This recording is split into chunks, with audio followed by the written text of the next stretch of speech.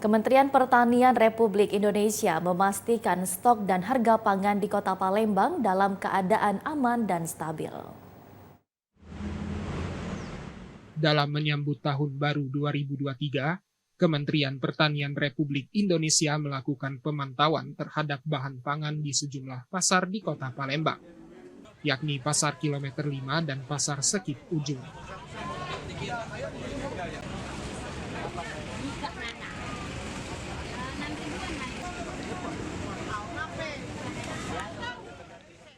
Kegiatan ini dilakukan untuk memastikan agar stok dan harga bahan pangan di Sumatera Selatan, khususnya Kota Palembang, aman dan stabil.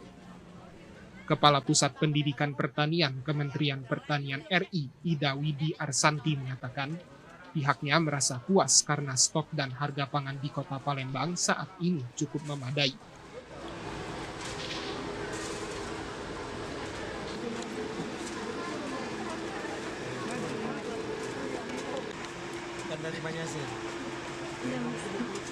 Kami cukup merasa lega karena beberapa kebutuhan pangan memang sedikit mengalami kenaikan, yaitu untuk komoditas sayuran ya, ada cabai, kemudian bawang merah dan bawang putih. Nah, sementara untuk kebutuhan pangan pokok lainnya, misalnya minyak goreng, kemudian beras ya, ini relatif stabil. Ini merupakan harapan baik bagi kita ya, karena memang kita ketahui setiap adanya festive season ada suatu kemakfuman terjadi kenaikan harga barang-barang. Tentu saja kita akan melihat apa yang menyebabkan kenaikan harga pangan yang cukup signifikan ya. Apabila memang terjadi kelangkaan, maka tentu saja kita akan melakukan operasi pasar. Ketika memang terjadi fluktuasi harga tanpa adanya misalnya pengaruh dari ketersediaan pangan ya, ketersediaan pangannya stabil tapi kemudian harganya melonjak, tentu saja kita akan melihat ya secara lebih detail lagi kira-kira apa yang menyebabkan ya, karena harapannya tentu saja hal-hal tersebut tidak terjadi. Sementara itu, Kepala Dinas Ketahanan Pangan dan Peternakan Provinsi Sumatera Selatan Ruzwan Effendi menghimbau kepada masyarakat untuk tidak melakukan hal-hal yang merugikan seperti panik buying.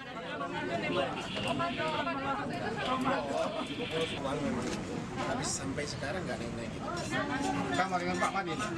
Ya 15 ya. Kalau yang Fortune 16.000 eceran. Mungkin saya mengajak, menghimbau seluruh masyarakat Sumatera Selatan bahwa memang kita perlu mungkin bersama-sama keluarga atau kawan-kawan untuk melakukan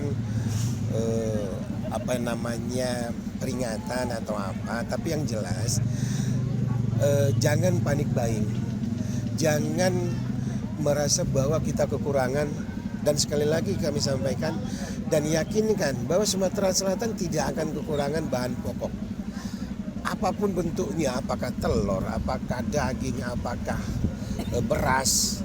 Sumatera Selatan ada lumbung pangan, minyak pun, sehingga sekali lagi kita berharap jangan ikut-ikutan atau mendengar hoak, berita hoak, ini langka, enggak. Kalau memang perlu harus cari informasi yang jelas, bisa ke Dinas Pertanian Tanaman Pangan Kota. Kebijakan pemerintah dalam melakukan operasi pasar ini diapresiasi oleh pedagang pasar.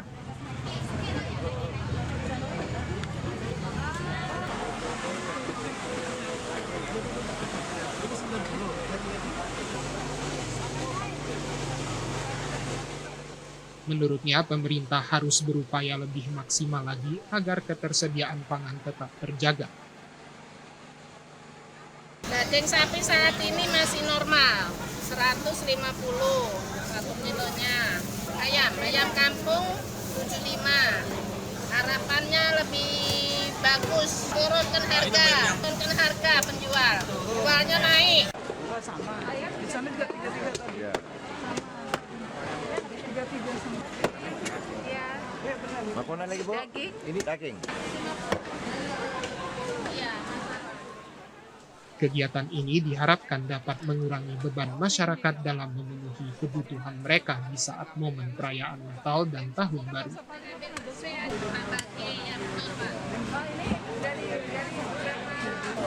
Tergantung jaga warga, ada aja.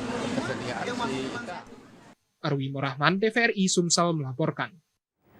Guna mengantisipasi bencana dan pengamanan libur Nataru, personel TNI Kodam 2 Sriwijaya dipastikan bersiaga di beberapa objek vital dan rawan bencana.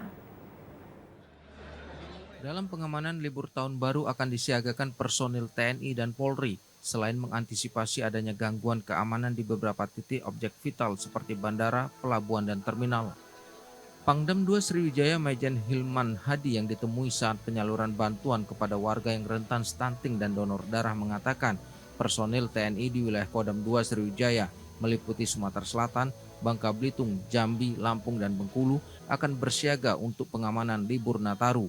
Selain itu, antisipasi rawan bencana di beberapa titik wilayah juga dilakukan oleh personil TNI. Ini menjadi penekanan juga dari pimpinan bahwa kita selain pengamanan dalam rangka Natal dan Tahun Baru, kita juga harus mengantisipasi beberapa bencana. Kalau di Sumatera Selatan ini terutama kita melihat aktivitas Gunung Merapi, kemudian kalau wilayah Lampung kita lihat saat ini ada beberapa kemungkinan tanah longsor dan banjir termasuk di Palembang. Dan kita sudah siaga, kita pernah melakukan pelatihan kesiapsiagaan dalam rangka mengantisipasi bencana. Pangdam 2 Sriwijaya juga menambahkan bantuan kepada warga yang rentan akan stunting dan miskin dapat dilakukan oleh prajurit TNI agar tidak ada warga Indonesia yang mengalami kelaparan.